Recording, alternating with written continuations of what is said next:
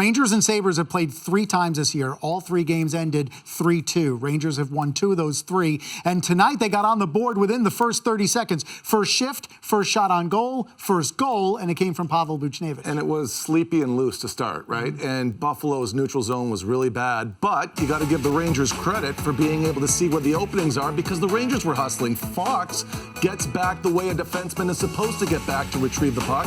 Zibanejad comes low for support. The second he receives the puck, you can see the Buffalo sticks are all up in the air. Buchnevich gets the play. He gets worked over on the play.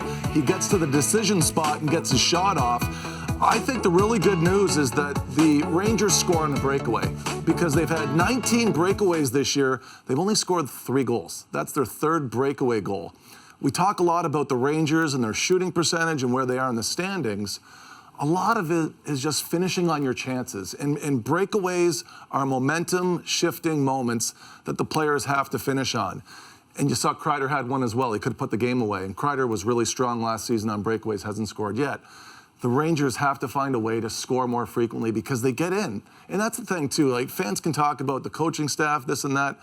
Don't forget, the coaching staff doesn't hold the stick and go in on the goaltender. Yeah. You know, he puts them in a position to score, and the Rangers have had a really good season at getting scoring chances. They just haven't finished on them. Right, so another night where Mika Zibanejad doesn't score, but that pass in the first 30 seconds impacts the game. He gets the assist. Rangers took the lead. Within a minute, the Buffalo Sabres tied it, so less than a minute gone by, it was 1-1. And then about 2.5 minutes in, Alexis Lafreniere did what David Quinn has been preaching. Go to the net, stay there, and then he's the beneficiary of the carom. You nailed it. That's exactly what happened. He was at that far post looking for garbage, and it's almost like shooting for piles when you get to a dead angle. It starts with a really good stop at your own goal line, and Lafreniere is again low and supporting. Zibanejad had a really nice first period. He was quiet in the second and third, but he gets in on the forecheck, and this is what we would consider forecheck offense.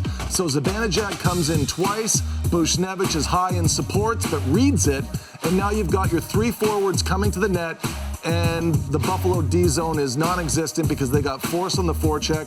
The goalie's down early. Buchnevich waits him out, but he throws it towards that back post. He's looking for the goal himself, but you get the benefit of the bounce. Now, if Lafreniere's not there, if he's not doing his job and he's not in his position, he doesn't get the benefit of that broken play goal that goes off of his leg. So 3 goals on the season for Lafreniere, 2 against the Sabres, and he now has points in 3 straight. So now we go to the second period. Rangers up 2-1. They make the lead 3-1, and it's Chris Kreider from a rather unusual position for Chris Kreider goals this year. I remember seeing this year, right? Because last year we saw Chris blazing down that left wing and shooting from distance. I always felt like he was surprising goalies because he got there quicker than almost anybody else. And he did it again tonight, where I like the fact that he is looking through the screen. And you can see Lindgren here. Kreider, this is the theme for the night, low with support to come with speed through the neutral zone. The Buffalo players, their neutral zone was garbage, turned the wrong way again. But now you're shooting through the Buffalo defenseman, and you're giving yourself a better chance to score when you're using that player as a screen. Outstanding job by Kreider. He does get everywhere quicker. So there's almost a theme for the goalies that feel like it feels rushed because he gets there sooner than you expect him. But now when he adds that second layer, that's an outstanding goal. And that's his 10th of the year. Yeah, 10th of the year, 6th in his last 5 games. Only 22 players in the NHL have double-figure goals, and Chris Kreider is now one of them. So he joins a rather exclusive club in now game 20 on the season, 10 goals for Chris Kreider.